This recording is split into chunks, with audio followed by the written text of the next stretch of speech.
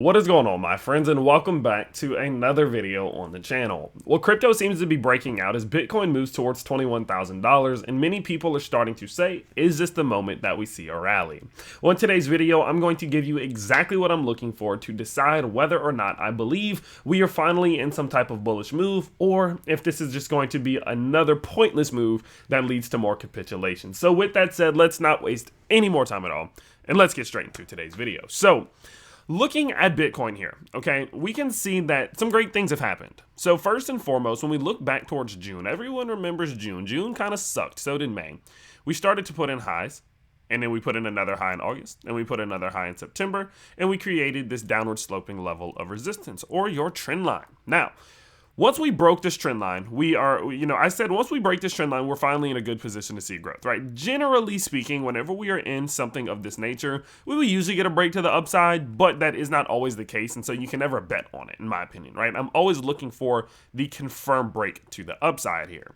But I told you guys, the first step to growth is getting above this trend line. And as you can see, we're finally in a position to have gotten above this trend line and we seemingly are really above it, right? Sometimes you break out from these things and you immediately go back down it. But in my opinion, the fact that we got the daily close above the trend line and then the second day was a complete move, continuation upwards, it seems to me, even if we do back test at this point, that we will hold it. Okay, so it doesn't even matter at this point if we do fall back towards, the low 19,000s. As long as we stay above this trend line, we're looking good. Okay, now let's talk about what happens next, because I'm still not convinced that this is anything but just a quick little rally that's probably going to lead to more sideways movement or even further capitulation at some point, right? Remember, in a bear market, at least in my opinion, it is best to assume that we are not entering into another bull market yet, and so we should not treat it that way. Dollar cost average, continue to accumulate at these lower levels. That's always a great time. It's always a great thing to do. But in terms of going long like crazy, instead of making, in terms of having these huge trades where you're just betting on it going to the upside, when we are in a macro environment that says otherwise, it is, in my opinion, it's best to be skeptical. Okay. So what starts to eliminate some of my skepticism? Well, there's two things that I need to see next to eliminate my skepticism. The first one is that we get back above this previous high.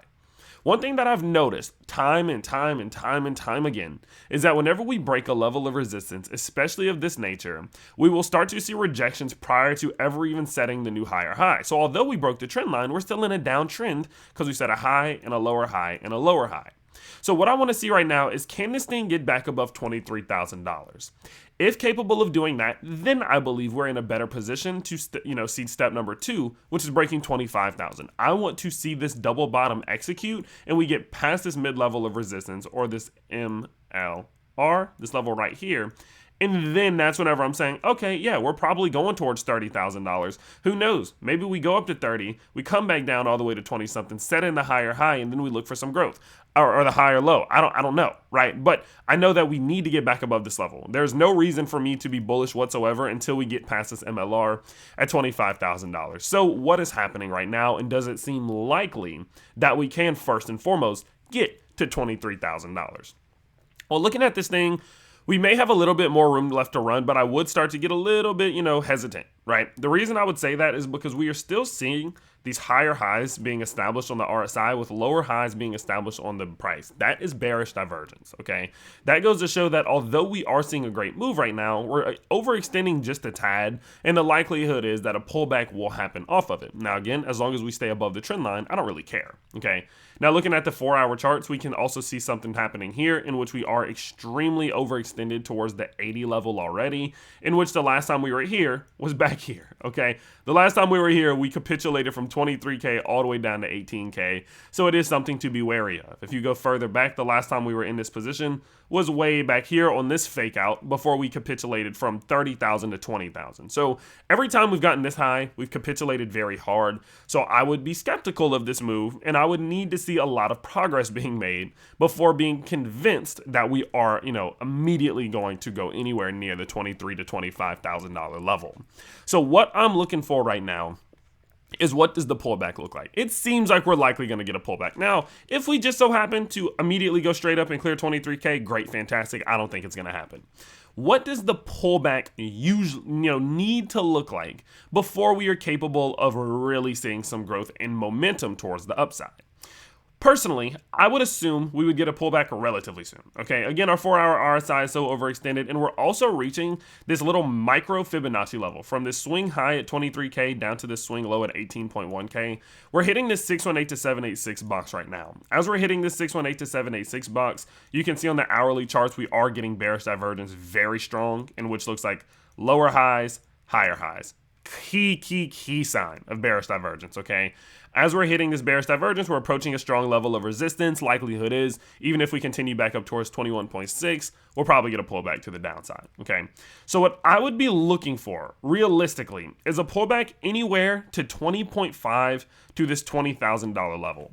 I think if we're capable of seeing this thing get rejected, come back towards this $20,000 level, finally hold it, we finally establish some support, and then continue to the top side, that's the point in which I would become bullish. That's when I would start to say, okay, we're probably going towards these $23,000, $25,000 levels, so I'm okay with making some purchases right now. But in this position where we are right now, this isn't anything but a bear market rally. This isn't anything but us doing this again, right? And so until we're able to make a move of this nature, establish the higher low, and then continue, I'm skeptical. And that skepticism, again, isn't really going to go away. Now, something that's beneficial is that in the short term, we do have this little W bottom playing out, and we seem to be doing well at breaking this MLR. So from a technical perspective, looking at this thing in this sense, well, we can even go to the long one.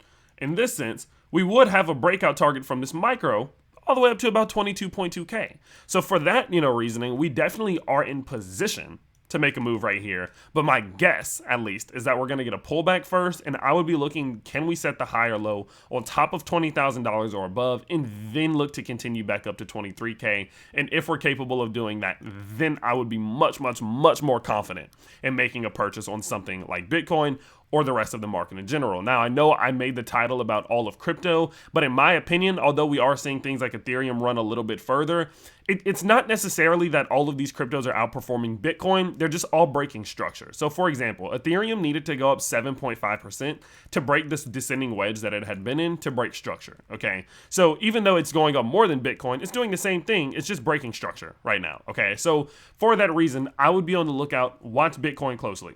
Likelihood is, again, a pullback does happen over the next couple of days. Be on the lookout for 20,000 to hold at minimum. If we do that and start to continue back up towards breaking $23,000, then I'm in a much better position to be on the lookout.